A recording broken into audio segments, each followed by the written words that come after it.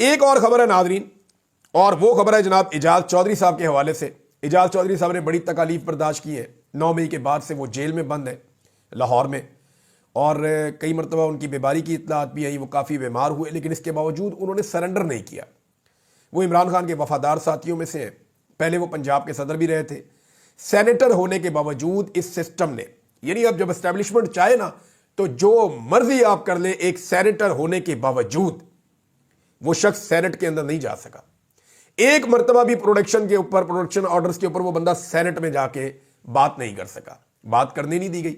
जिद है ना एस्टेब्लिशमेंट को कि भाई हमारे कहने के ऊपर तुमने इमरान खान को नहीं छोड़ा ना, अब तुम सेनेट के अंदर आकर दिखाओ। ये जिद है। जिद के साथ मुल्क नहीं चलते होते कि मैं ताकतवर हूं, मैं बड़ा हूं, मैं करूंगा, ऐसे नहीं होता। 25 करोड़ लोगों का मुल्क है, 25 करोड़ लोग फैसला करेंगे। वो एजाज चौधरी साहब फिर बीमार हो गए, उनको फिर हॉस्पिटल पहुंचाया गया। पहले ही हार्ट के पेशेंट हैं। महमूद रशीद साहब की हालत सबके सामने है। जो कुछ हुआ उमर चीमा के साथ, यास्मीन राशिद साहिबा के साथ, जो कुछ बर्दाश्त कर रहे हैं शाह महमूद कुरैशी साहब, और सबसे बढ़ के जो जुल्म और बर्बरियत इमरान खान साहब के साथ हुई है, इसकी माजी में कोई मिसाल नहीं मिलती।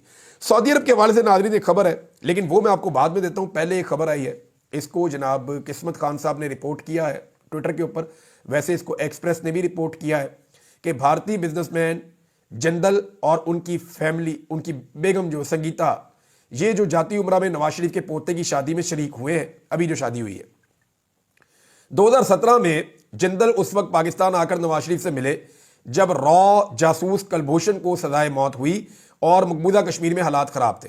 उस वक्त एहसानुल्लाह एहसान ने रॉ से ताल्लुकात का एतराफ़ किया था। अब जनाब ये जिंदल साहब आए हैं, जनाब आके उन्होंने शिरकत की है, और ये कोई बुरी बात तो नहीं है। आपका दुनिया में कहीं पे भी दोस्त हो सकता है। अगर भारतीय बिजनेसमैन नवाज शरीफ का दोस्त है और वो शादी में आना चाहता है तो इसमें कोई बुरी बात नहीं है, और अगर वो इंडियन है तो इसमें भी कोई बुरी बात नहीं है। यानी इसको आप गद्दारी क्यों बना लेते हैं? यही खेल खेला पाकिस्तान की एस्टेब्लिशमेंट ने हमेशा, और इस्तेमाल किया लोगों को। मादी में हम पाकिस्तानी इस्तेमाल होते रहे। भाई अगर नवाज शरीफ का दोस्त है, एक इंडियन बिजनेसमैन है, और वो नवाज शरीफ के बच्चों की या पोते पोतियों की या नवासियों की शादी में आना चाहता है, व्हाट्स द प्रॉब्लम? आने दो उसको, कोई बात नहीं। लेकिन क्योंकि नवाज शरीफ ने हमेशा ये गंदा कार्ड इस्तेमाल किया बाकियों के खिलाफ और एस्टेब्लिशमेंट के साथ मिलकर किया, तो ये कार्ड उनके खिलाफ भी इस्तेमाल हो जाता है। मेरे ख्याल में सबको इजाजत होनी चाहिए। थोड़ा अर्सा पहले बड़ी अच्छी तरह मुझे याद है, वो कुछ जर्नलिस्ट हैं भाई, एक इंफॉर्मेशन सेक्रेटरी एक पॉलिटिकल पार्टी का, रऊफ हसन साहब की बात मैं कर रहा हूं, उनके ऊपर जब अटैक किया गया, उनको गिरफ्तार किया गया, उनका फोन लिया गया। जनाब इंडियन सहाफी से राब्ता है, और भाई मेरे राब्ते हैं अमेरिकन सहाफियों से, इंडियन सहाफियों से, यूरोपियन सहाफियों से बेशुमार से। अहमद मीर साहब के राब्ते हैं, काशिफ अब्बासी साहब के होंगे, बाकी सब सहाफियों के। भाई हम सहाफी एक कम्युनिटी है, हम एक दूसरे के साथ नोट्स शेयर करते हैं। हमारे बहुत सारे जर्नलिस्ट जो हैं वो इंडियन चैनल्स के ऊपर इंटरव्यूज देते हैं, उनके बहुत सारे लोग जो हैं वो हमारे चैनल्स के ऊपर इंटरव्यूज देते हैं। तो इसमें क्या प्रॉब्लम है भाई? तुसी जंग लड़ना, कश्मीर आजाद करवाना तुहाडा काम है बंदूकों के नाल। हमारा काम कलम का, हम अपना काम कर रहे हैं। अपना काम करना नहीं है, हमारे काम के अंदर जनाब ये भी गद्दार है, वो भी गद्दार है।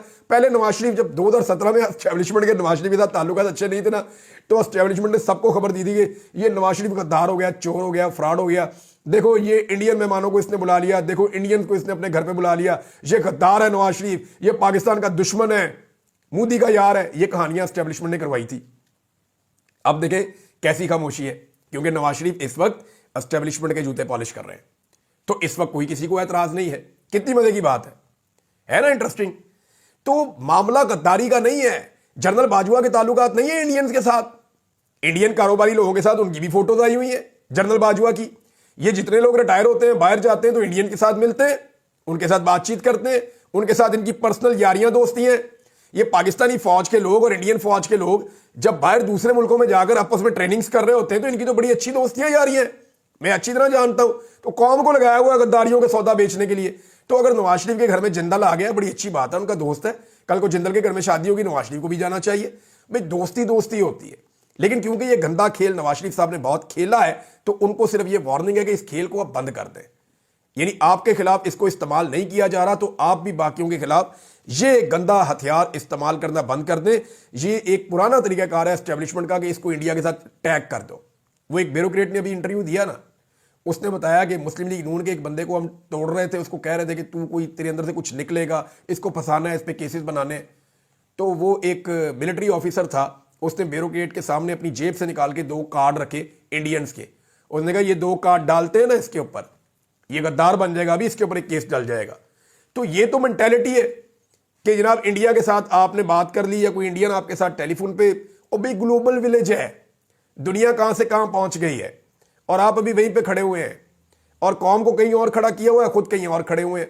यानी अपने ताल्लुकात सबके साथ ठीक रखने हैं, कौम को बताना है हम नहीं छोड़ेंगे। ये ऐसे जो है ना वो पाकिस्तान नहीं चलेगा। पाकिस्तानियों की आंखें खुल रही हैं, मामलात को क्रिस्टल क्लियर करें, चीजों को ठीक करें और मामलात को उस तरफ लेकर जाएं जहां आलमी सतह पे आजकल दुनिया बढ़ रही है। दुनिया एक ऐसी सदी में दाखिल हो गई है जहां पे हर चीज डिजिटल है। कोई चोरी करने का, स्कैम करने का वो तरीकेकार ही बदल गए हैं। कोई अब सोच भी नहीं सकता जो कुछ पाकिस्तान में अभी तक हो रहा है। दुनिया इतनी एडवांस हो गई है कि आप अरबों के पास चले जाएं, गल्फ कंट्रीज में, वहां जाकर आप देखें तो आपकी आंखें फटी रह जाती हैं। आप हैरान हो जाते हैं कि इतना ज्यादा डिजिटलाइज्ड हो गया है वर्ल्ड, और हम कहां खड़े हैं, इंटरनेट बंद कर दो, मुझे शार्क इंटरनेट खा गई है जनाब, हमारा ये हो गया है, अब हम इंटरनेट नहीं चला सकते। दुनिया के अंदर बदनाम करके रख दिया, मुंह काला कर दिया। पाकिस्तान दुनिया में दूसरे नंबर पे है म्यांमार के बाद, जिसका इंटरनेट सबसे ज्यादा देर तक 2024 में बंद रहा। अब आ रहे हैं सऊदी अरब वाले इशू पे, इस पे बात जरूर होनी चाहिए। गो के मुसद्दिक मलिक साहब मुकर गए हैं। खबर यह चल रही थी कि काबीना ने शायद मंजूरी दे दी है कि 15% जो शेयर्स हैं रेकोडेक के वो दे दिए जाए सऊदी अरब को। अब जरा आप समझ लें कि ये है कितने का। खबर ये आती है कि कुछ 540 मिलियन डॉलर्स में ये दे दिया जाए, तो 1000 मिलियन डॉलर्स का जो है वो 1 बिलियन होता है। 1 बिलियन डॉलर जो है वो 1000 मिलियन डॉलर्स का होता है। आधे बिलियन डॉलर के अंदर ये 15% सऊदी अरब को दे दिया जाए। इसकी जो कीमत लिखी हुई है ना, मुख्तलिफ चीज़ों पे अगर आप रिसर्च करें तो इसमें कॉपर निकलता है और सोना निकलता है, और सोने को ओंस के अंदर तोला जाता है और कॉपर को टन्स के अंदर तोला जाता है। इसकी वर्थ खर्चा निकाल के सारा कुछ करके भी कम से कम 100 अरब डॉलर से ज्यादा की है रेकोडिक की। 50% हमने उन कंपनियों को दिया हुआ है, और वो भी गलत दिया हुआ है जो वहां से निकाल रही है, बाकी 50% हमारा है। अच्छा, वो निकालने के खर्चे में उनको 50% हमने दिया हुआ है, जो हमें मिलेगा वो निकला निकलाया मिलेगा। तो हमने अपने निकले निकलाए में से अगर किसी को 15% देना है तो उसमें निकालने का खर्चा नहीं है। तो 15% जो है वो कम से कम भी अगर हो, कम से कम भी अगर हो, क्योंकि उसके अंदर खर्चा शामिल नहीं है, तो उसको 20 अरब डॉलर का तो होना चाहिए या इससे ज्यादा का होना चाहिए। 20 अरब डॉलर या इससे ज्यादा का होना चाहिए, क्योंकि टोटल माइंस की जो वैल्यू है वो 100 अरब डॉलर से 150 अरब डॉलर के बीच में बताई जाती है। तो ये 15 से 20 अरब डॉलर का 15% होना चाहिए, क्योंकि कोरा है, निकालना उन्होंने है, उनकी रिस्पॉन्सिबिलिटी है। अब ये जो 15% है, अगर ये सऊदी अरब को आधा अरब डॉलर में दिया जाता है तो इसकी असल वैल्यू इससे 10 गुना ज्यादा है, बल्कि 10 से भी नहीं 20 गुना ज्यादा है। तो क्या सऊदी अरब को इतना सस्ता दिया जा सकता है? ये सवाल हम उठाएंगे, इसके ऊपर मजीद तहकीकात करेंगे और इसके ऊपर हुकूमत को पूरा जवाब देना चाहिए। अपोजिशन को ये बात उठानी चाहिए, और अपोजिशन भी हमेशा कोशिश करती है कि सऊदी अरब के साथ अपने ताल्लुकात बचाएं, क्योंकि सऊदी अरब अमेरिका के साथ ताल्लुकात आपके बनवाता है। लेकिन इतना बड़ा मुनाफा सऊदी अरब को क्यों दिया जा रहा है? क्या उनसे कोई काम है? एक काम तो है उनसे कि डोनाल्ड ट्रंप को किसी तरह मनाए, लेकिन अब देखना यह है कि क्या पाकिस्तान इतने सस्ते में ये सौदा देगा।